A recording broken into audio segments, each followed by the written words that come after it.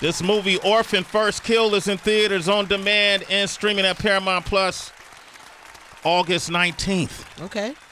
It's starring, I got to tell this story. Okay. In case she forgot how close of friends we are. She might have forgotten. She's had such a great career. A lot of times passed by. Might have. One of my first gigs, I tell her when she comes up here, in case she doesn't remember, I remind her. That's why I tell the story first. So she could go, oh, yeah, I remember that. One of my first gigs at MTV. One of the major things was a promotion they were doing with a movie company for Save the Last Dance. I feel like it was New Year's Eve, and we stood on a rooftop and did a dance marathon. And I co-hosted with this young lady right here who went on to become a Golden Globe nominee, Primetime Emmy nominee. Wow. I mean, she's gone on to do shows overseas where she's become as big as she is in the States. I watched Riviera. I don't know what Sky Atlantic is, but I watched it on the plane and was pissed because I couldn't find it in the States.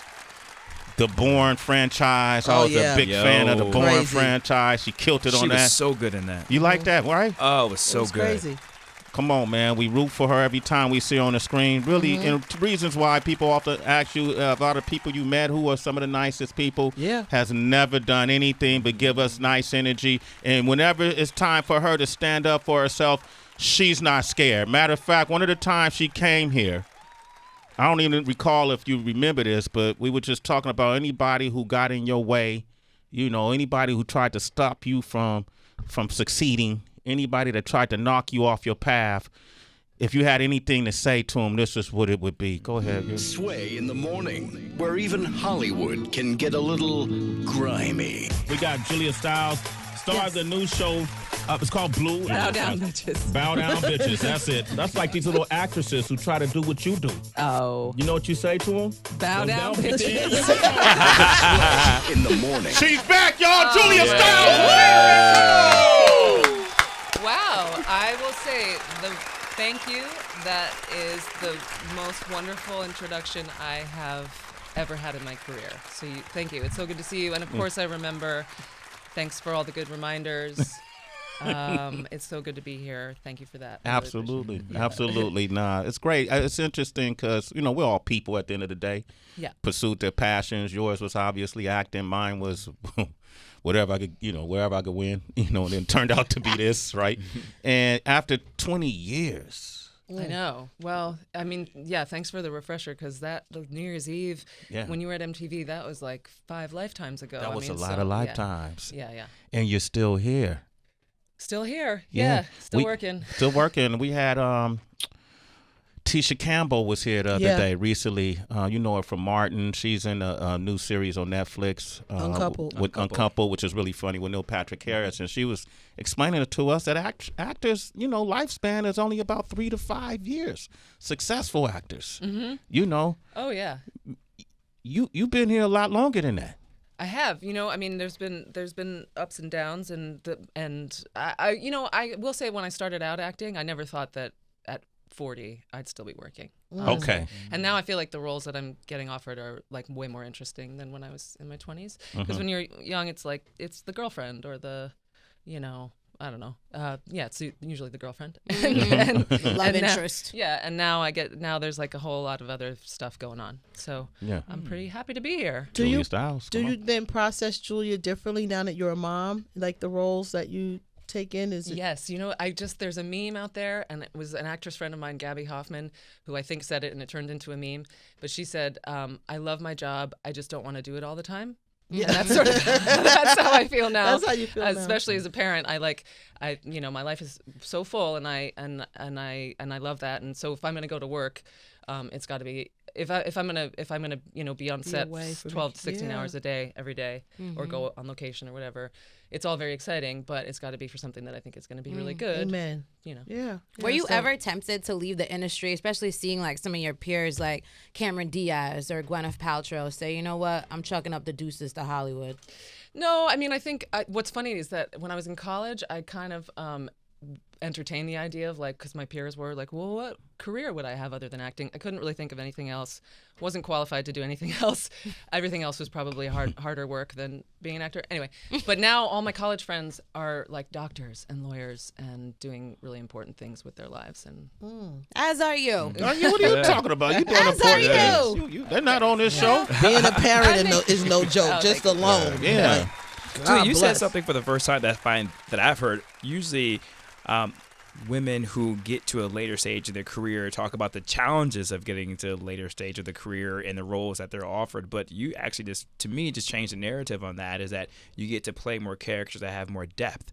We usually don't hear that commentary and that narrative. It's always our roles now are limited, or I play the mom. Yeah. And not excited about it. But you just reframed it in a very Well, positive space. Thank you. I mean, I played the mom in this movie, Orphan, but it's really interesting.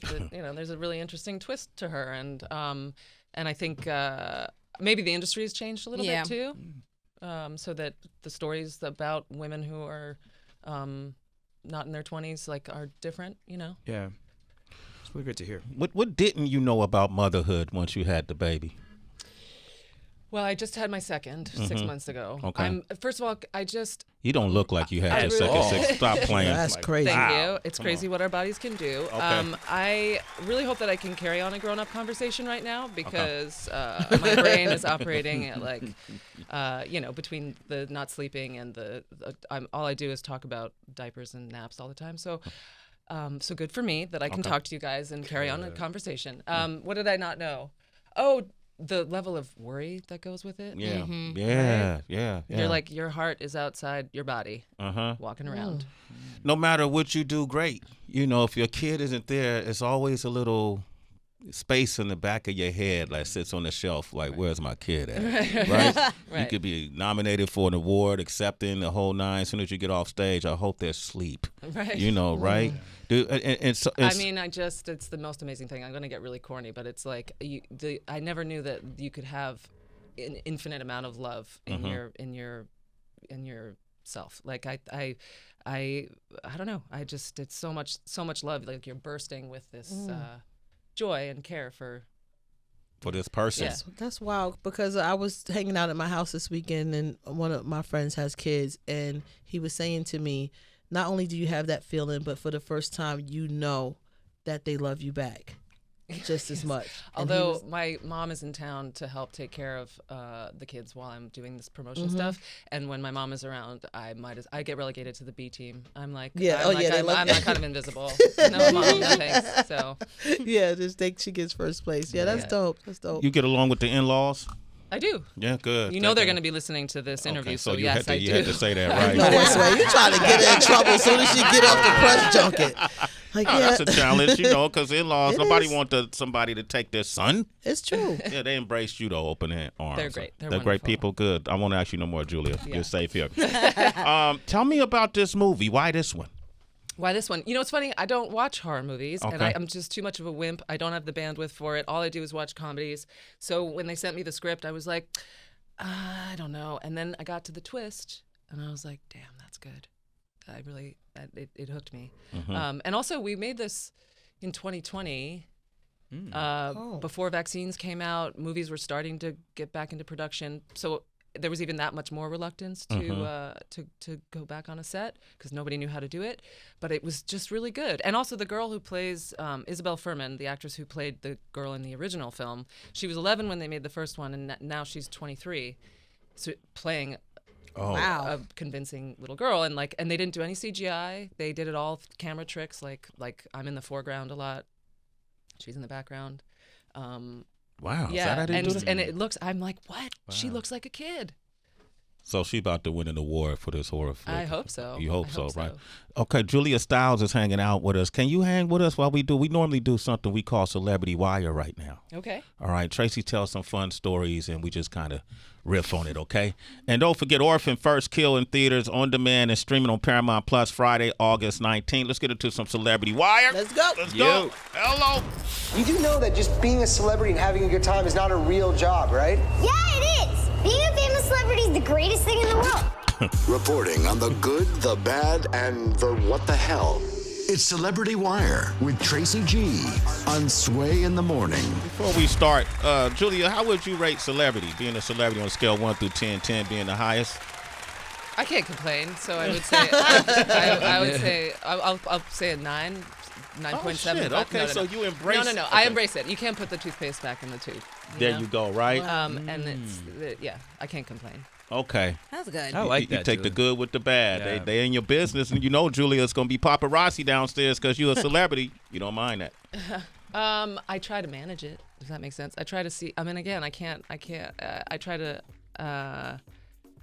manage it as much as I can. You know? Yeah. All right, then. I do. Okay. Yeah. And Julie don't be offering up her business to the public too, like a lot of your other peers do. Right. Well, I see that. Yeah. I mean, I see the temptation. Everybody wants to like it's all about self-promotion these days, but like at what cost? That's the way I look at it. At what cost is it gonna?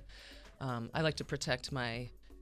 I've been doing this a long time, you know, and a lot of major life events. It seems I'm always doing like press around them, and so I'm promoting a movie and talking about graduating college, or I'm promoting a movie and I am pregnant, or whatever it is, getting married, having, you know, and so I guess I've learned like there are certain things that you do want to keep sacred and protect, but at the same time, this is the position that I'm in that has afforded me many, many wonderful opportunities in life, and I've been able to work with some great people and make a living as an artist and then travel the world. Like, I can't really complain about it. I just like to be a little. I like to control it a little bit if I can. As you should. It's good. Well, I'm like interested in hearing what your take on this story is, Julia. Because Sylvester Stallone, he was not too pleased with MGM moving forward with a Drago spinoff film. And of course, we know Sylvester Stallone from the Rocky series, and the producer that has been for every single film under the Rocky series, Winkler, and his children. Sylvester Stallone went on Instagram and he said, another heartbreaker, just found this out. Once again, Winkler, this pathetic 94-year-old producer. And his moronic vulture children, Charles and David, are once again picking clean the bones of another wonderful character I created without even telling me. He said, I apologize to the fans. I never wanted Rocky characters to be exploited by these parasites. And many citizens know, and I'm talking about, you know, under the Rocky series, the Creed spinoffs, that also falls under it. Right, you know? And maybe some folks didn't know, but a lot of folks know that Sylvester Stallone is the one who created Rocky, you know, during a very, you know, rocky period in his life, no pun intended. But during that time, he sold the rights back in 1976 to Winkler and another man, Robert Chartoff, for $350,000. That hurts. That's nothing he can do. He sold the rights. Yeah. Sold it, boy. At that time, he just had like $100 to his name and his dog. Yeah. He sold it for how much? $350K? Yeah. You ever have somebody co-op an idea you had?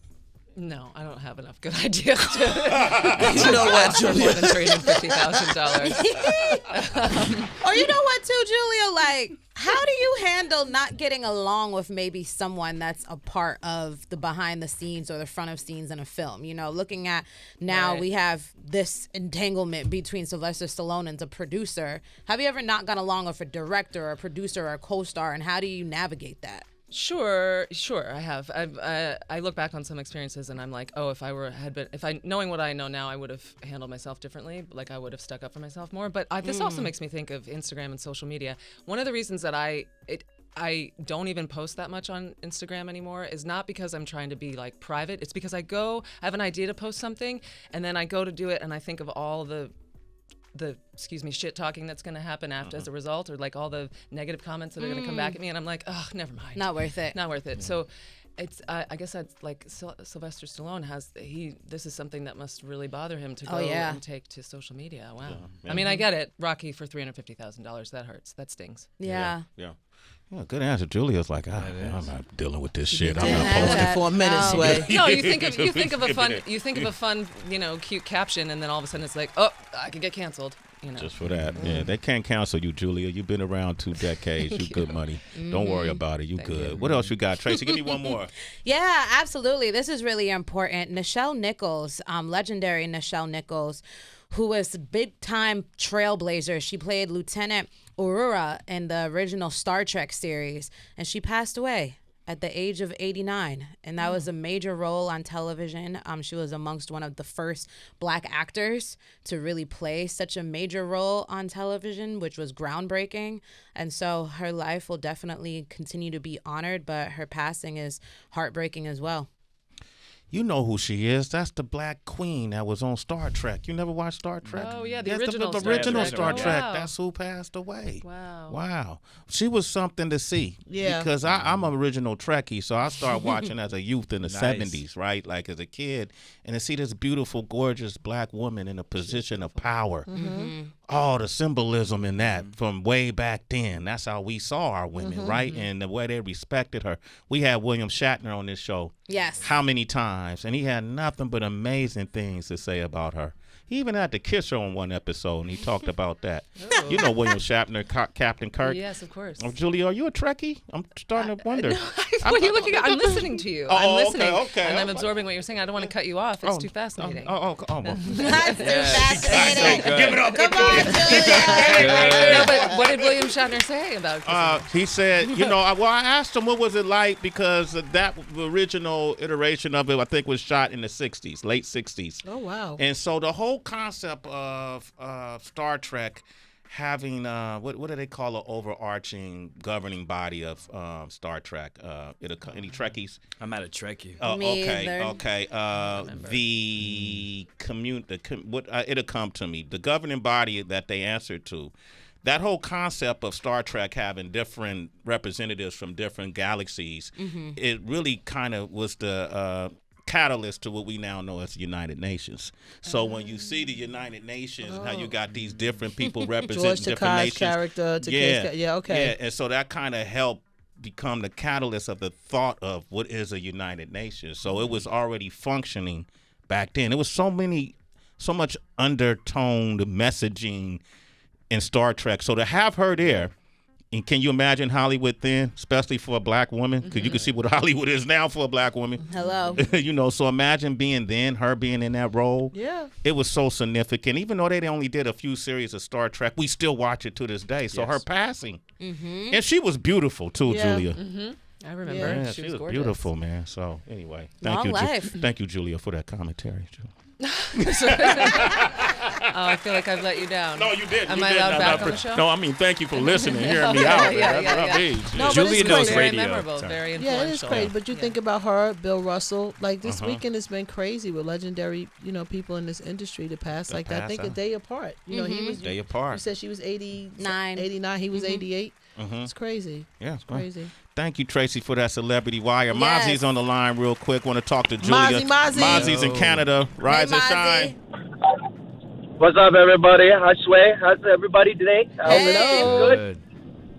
You got a question? Julia, I seen this show on Amazon, The Lake. That's one of the funniest shows me and my wife have watched in a long time.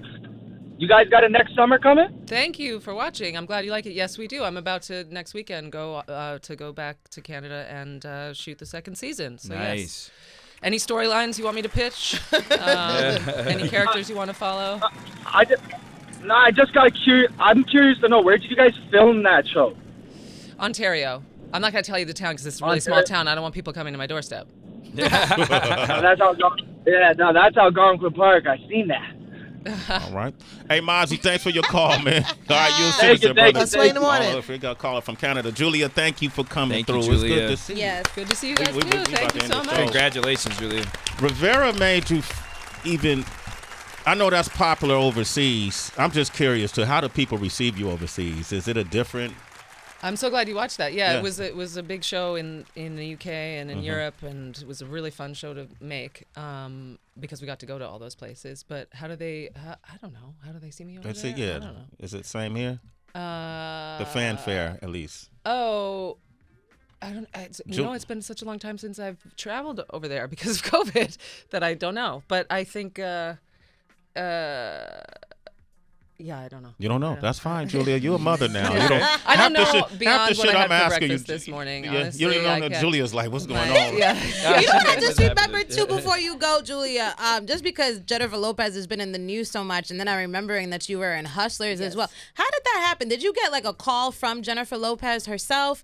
Did the script just come through your agent? I wish. No, I fought for that part. I was Wow. like, I had read the article that it was based on, and then knew that they were making it into a movie and read the script, and I was like, I love this so much. I don't care if I have to like make coffee and sweep the floors. I just want to be a part of this movie. So I wrote the director a letter, and we spoke on the phone, and I just kept pursuing it, and then finally they came back around and wrote a letter. That's amazing. I mean, an email, whatever. Okay. A modern letter, a modern day letter. But it was a well thought out, well crafted email. Yeah. Wow. Yeah. But I pursued it. That's what's up. You got to do That's it. dope. Yeah. All right, Julia, thank you for coming through. Give it up Thank for you, Julia Julia. Stiles again. Great to see you guys. Thank Yeah. She's a mom. Julia's looking around like, what the? you. Who are these people? What are we talking about? Yeah, but you made it. You're doing good. Good to have you continue success being on the screen. And then we'll see each other in the years to come. I'll tell the same story. Yes. Okay? Yes. So you don't have to Sounds remember good. it. I'll do it. All right? Okay. Give it up for Julia Stiles, okay?